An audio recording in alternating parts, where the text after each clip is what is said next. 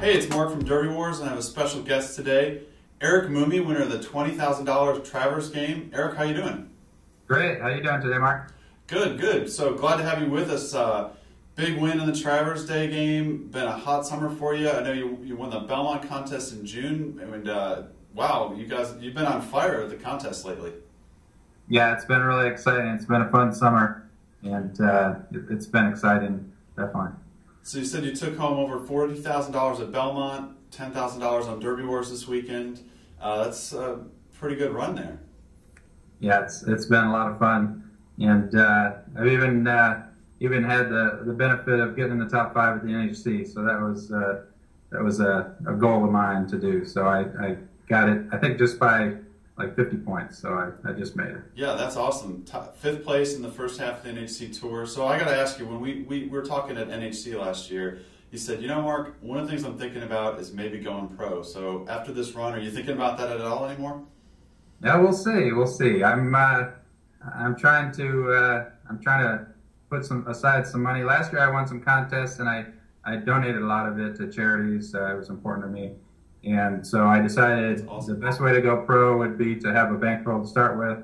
And so so far I'm making good headway towards that. Awesome. Well, I think that's like every handicapper's dream, to just kind of play the races full time. And but good luck to keep rolling with the contests and put you in a good spot. So okay, so Travers Day, $20,000 game on DerbyWars. We've got 100 entries in there.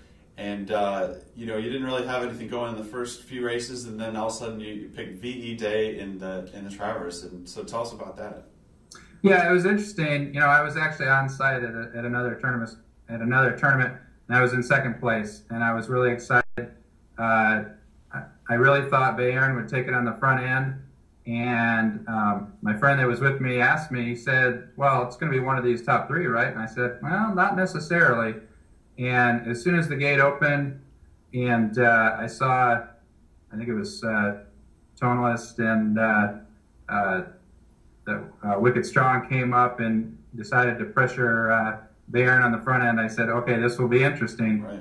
And I wasn't surprised to see VE Day take it at the end. That's awesome. And you said you liked a couple long shots in there and actually put some cash on them as well? I did. So I was looking for a strong finish in Monmouth and trying to protect myself a little bit. There were several long shots in that race. VE Day was certainly one that I put some money down on, and so it was exciting that I had them both in the contest and a little bit of money on them. So it's always nice to come home a winner. That's awesome. And so then you picked up some points in the next 3 races, a winner, a couple of place horses. You're moving along, and then it was that maiden race at Del Mar. I think you hit that firster, and then sort of separated you from the pack. And tell us about that. Yeah, I do like first-time starters, and they work good as separators. And it was nice that it was a horse I was confident in. Not all firsters are ready to run, but this one I had some good confidence in, and he lived up to his expectation. He started right off the front, and he ran greenly, but when he came around the corner, I knew I was in good shape. So that's awesome. And so you were in 2nd place up to that point, right? That's right. And so you picked up $32 for that win, and that just with 2 races to go, you were way in front at that point. That's right. So I had to cross my fingers a little bit and watch as the last 2 races went off, but it came out in my favor. That's awesome. And you beat a great field that day. We were just talking about almost 70% of the top 10 were players that were at NHC last year. And just to run through some of the names, playing under the name Blaster, Frank Polk was 2nd. Richard Wojciechowski was 3rd. Brian Harity was 4th. Urug, Stephen Curtin was 5th. Seduna, Peter Bear was 6th. Chestnut, Craig Hom, great player every day on DerbyWars, was 7th. Dewey Petty was 8th. Ski Basher, Garrett Skiba, another top player on DerbyWars, was 9th.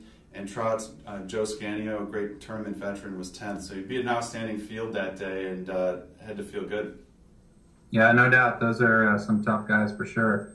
And yeah, I was actually online with Craig Hahn, kind of giving him back and forth. So I gave him a shot to beat me, but didn't work out in this case. So. Terrific, terrific. So you were saying that, how long have you been playing contests for? Not that long? Not too long. I think 2011, right about when Derby Wars came online. I think my first contest was in September. If I'm not mistaken, you showed up in, I think, October. Actually, my first contest I won on another site, and it's hard not to get hooked when you finish. And then I realized that was actually just a fluke. But so I worked hard to try to learn the game. And what I've noticed is that every single site, every game has unique circumstances. So, the Belmont game at 15-to-1 caps is similar to Derby Wars, and it's actually Derby Wars that helped me identify. I consider every game there's a most efficient way to win at every game based on, and so I endeavor to figure out what that way is. Right, right. You were saying that you approach. We talked about how just like making money at the races is part handicapping and part betting. Contest play is part handicapping, but also the math and the strategy. And you said you emphasize the math of the game quite a bit. That's right. I am not the best handicapper, and so I'll admit to that. But you get me in a contest, you give me some rules, and I will come out with probably the best way to finish near the top. I will be able to give you a probability of my success. I'll know going into the day if it's value for me to play. If I have positive expectation of getting into a game, doesn't mean I'll win it, but over the long haul, you'll find I won't play it if I don't think I have the chance to win. Makes sense, and I think you're being modest based on your record. I think you've done some pretty good handicapping over the past 3 years, and so tell us about your win in the Belmont game. So you said you took home over $40,000 for first prize, 2-day tournament, big tournament at Belmont. You said you played that with one entry, and tell us about how you kind of came from behind the second day. Yeah, so I learned a lot from the prior year when I played in Aqueduct, and I was first on in a 2-day tournament. I finished first on day one, and I watched in horror on the second day when I thought I was doing well, hit nothing, and watched everyone pass me up to finish fourth. Thankfully, still make it to the NHC, but I learned patience was an important part of handicapping. And so in a live tournament, when you get to make a lot of choices and you have many races to choose from, patience is a significant part of the game. And so I decided on the second day, I'm not even gonna look at the races in the beginning. And that was very difficult. That wasn't easy for me, but I held off. I watched some big prices hit the board. I went from 7th. Actually the first day I had 0 for 9, and I was down to my last bullet, which was the race that I wanted to play all along. Horse went off at 22-to-1. He stumbled out of the gate, and he ended up beating the field by a significant margin, and that moved me into 7th place because I hit him as my double wager. You got to put more emphasis on one horse. Moved me into 7th. I knew I was in contention for the win, and I decided to sit back, exercise patience. Even if I didn't win it, I wanted to see if I could exercise patience in a live tournament, and I hit 2 more double-digit odds horses on the second day near the end of the day, and it moved me from 7th. Well, actually, I fell back to 23rd because I hadn't hit anything, or I hadn't played yet, and I moved up to 4th and then up to 1st. And boy, the last race was exciting because I had my double wager left. I didn't know what the heck to do, and I hadn't thought that far ahead yet, quite frankly. But I did save it, and it didn't matter for me, but it was exciting for sure. Very nice, very nice. And That's really interesting, the strategy. So I think, you're talking about in a lot of the live contests, where the races are optional. It's so important, not only picking the race and which races you're going after, but like you're saying, the time of day, and do you want to go early, or do you want to go late, or kind of trying to play when some of the longer prices are coming in. So Eric, you were telling me earlier, you've only been doing this for a short time, for 3 years, and you were saying that, as far as getting started, a great way to play is play online on sites like DerbyWars and just kind of find your level. And could you talk about that a little bit? Absolutely. I really enjoy DerbyWars, and your site has improved significantly for the player, especially for the first-time player, because you can start without putting any money in. You can play for points, you can learn, you can play against competition. You may not be playing against people that you just mentioned in the top 10, right? Because they might be playing the big games, quite frankly. But what you're learning is a little bit about how competitions are played. And as you might move up maybe to a $100 game where you play against 5 players, maybe you're betting $20, and you're having fun, you're having a great time, you're learning, and you can chat with members, you can become friends. I remember the first time I went to Keeneland, somebody yelled out my handle on DerbyWars when they had me stand up because I was in the top, and had a good finish at Keeneland. And, you actually gain some pretty significant friendships that way, and it's really neat. And so you do that, and then you decide you want to start playing with the big boys, you want to learn. You move up in the larger races, and you realize that maybe you're not as good as you thought, but you start learning a lot. And so you start looking at the people that finish at the top more often than they don't, and you can quickly learn. So you can see what the best players play. What do they play? If you identify a good player, what do they play on their very first race? It's wide open. Do they play a 3-to-1 shot? Do they play a 10-to-1 shot? What do they do? So take a look and see what they do. When they're in the lead, what do they do? They're ahead by 20 cents. What play do they make? And you can start to see what some of the best players in the game do. And you may not want to mimic them, but you can start to understand why they do what they do. Absolutely. Yeah, you can learn so much from other players and other handicappers, and that's a really good point. I mean, in DerbyWars, you can see, certainly when games are over, you can go back and see who the winners were, even in games that you weren't in, or look at the monthly leaderboard and see who some of the top players in the game are. Do you ever go back and look at some of the older games and see how players did things a certain way or another? I do, yeah. And I have a list of about 100 things that I have yet to research, so I'm vastly improving. My confidence is building as I don't feel bad anymore when I lose. You might, you really, feel down on yourself. I can't believe I made a mistake, but it's all about probabilities. And so when I go into a race, I may not win a contest, but I knew that I played it the way I wanted to play it. And so you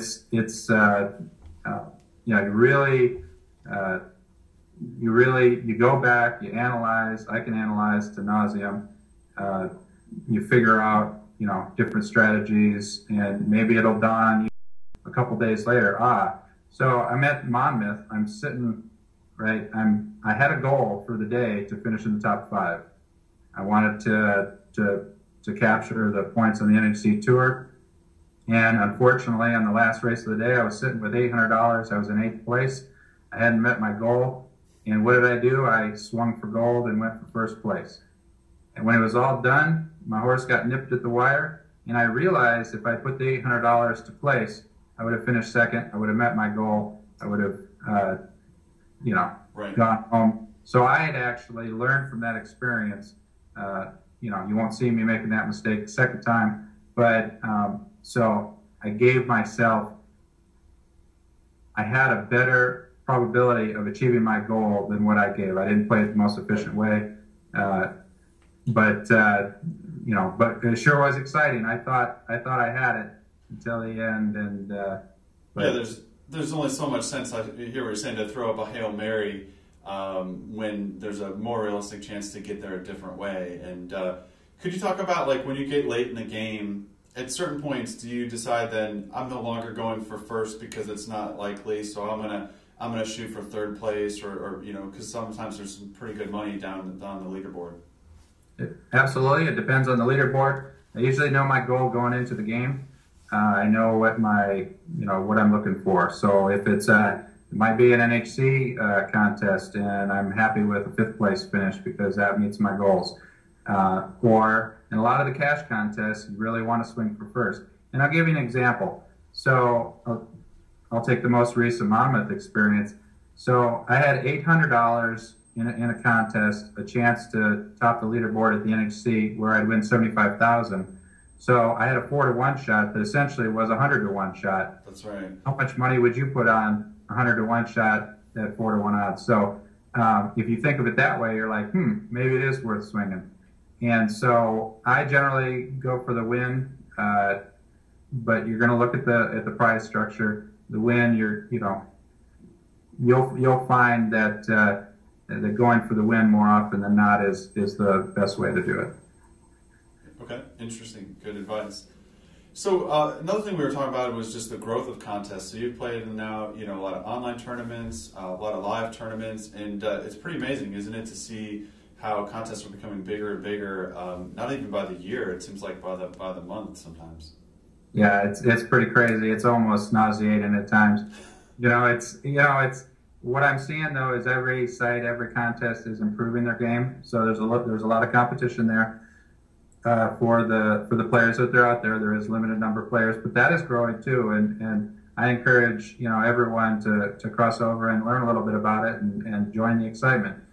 But it's it is exciting. They're getting better. There's a lot of sites. I've found that I have to actually back off on my plays.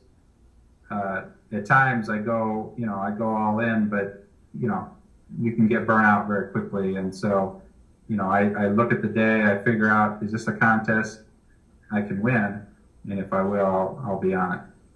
Yeah. And how many days a week do you play contests now? More than I should, perhaps. But, I started, I'll give you an example, at the NHC. I didn't play really any tournaments until I won in Belmont. I think I had played a couple here, one entry here, one entry there.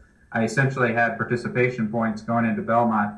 When I hit Belmont and got all those points, I said, hey, I got a shot for this, Yeah.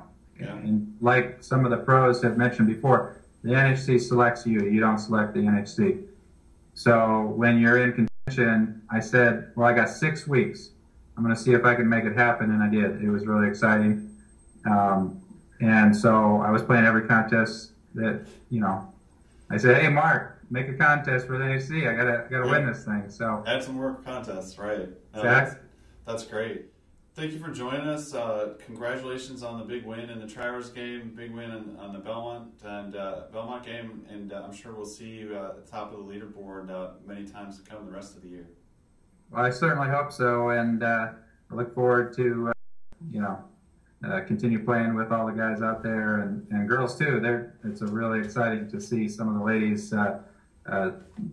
They're actually much better than I am. I think in a lot of cases, there's got some new folks that are pretty amazing on that site. So I look forward to playing with them. Terrific. So thanks, Eric. Thanks for joining us, and we'll talk to you soon. All right. Take care.